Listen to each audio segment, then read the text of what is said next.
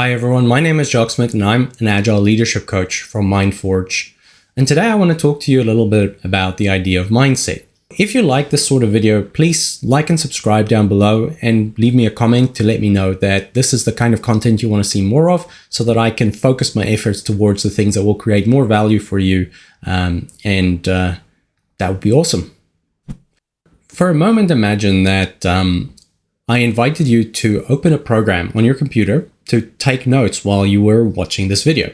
So you might open, say, Word in order to be able to type down some thoughts, or maybe Photoshop or something similar in order to illustrate what you are thinking and how you're thinking about it.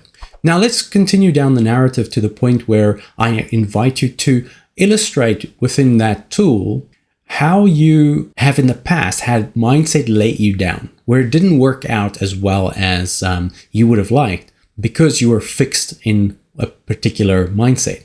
Let's look at what the output might look like. If you were doing your notes in Word, well, that would probably mean that you'd get a pretty wordy version of your assignment. Perhaps you would write a story. There would be protagonists, there would be story arcs, there could be challenges to overcome, and maybe even a heroic ending. When you're doing the same exercise in Photoshop, it would look quite different. In Photoshop, you wouldn't have the ability to write long amounts of text. So instead, you might draw something, maybe a cartoon strip, or you could do a mind map or something similar in order to illustrate the idea. If an outside observer now received these two assignments from these two sources, what would they think the assignment was? What was the original intention of what was asked for? They might even come to the conclusion that the two people were responding to very different assignments. That gives us a really good illustration of what mindset is. It's an automatic carryover from a previous expected state. Mindsets help us constrain a complex environment, especially when we want to be able to focus on the things that we believe to be important.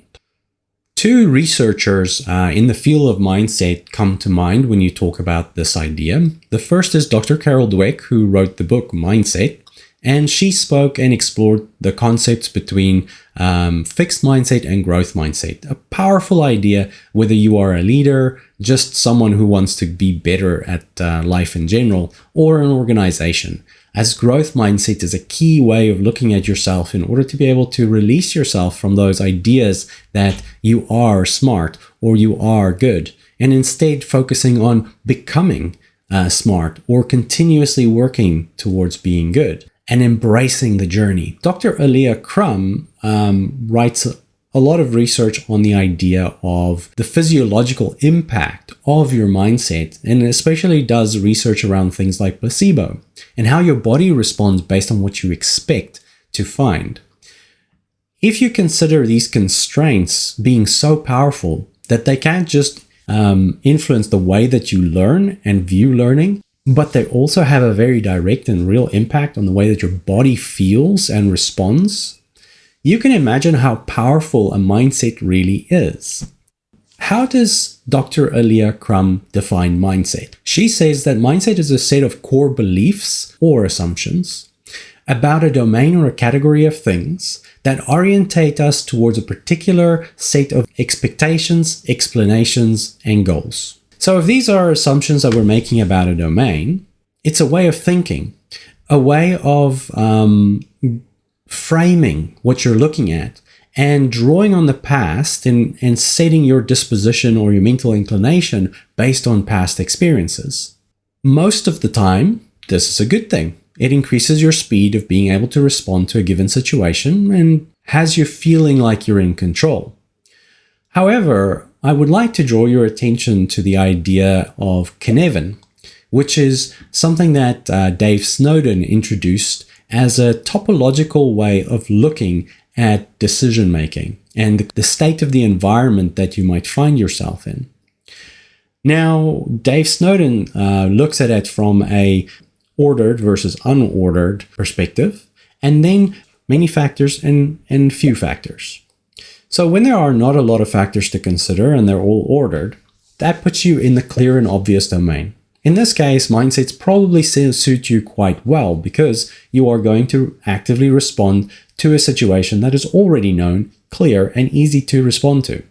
When you are in a complicated domain, which is this side, you would probably still be able to benefit from whatever the mindset is bringing you. The constraints are still fairly predictable because the cause and effect is clear. So the complex domain is when we're talking about the idea that it's a lot of factors that are unordered and the input and output is not clearly cause and effect. You don't know what is causing the outcome that you're seeing. In these cases, that's when your mindset can actually hurt you quite a lot. Because if you are expecting or acting as if you are in an ordered domain, such as complicated or obvious, and you actually find yourself in a complex situation, you end up landing in the chaotic domain or in the confusion zone.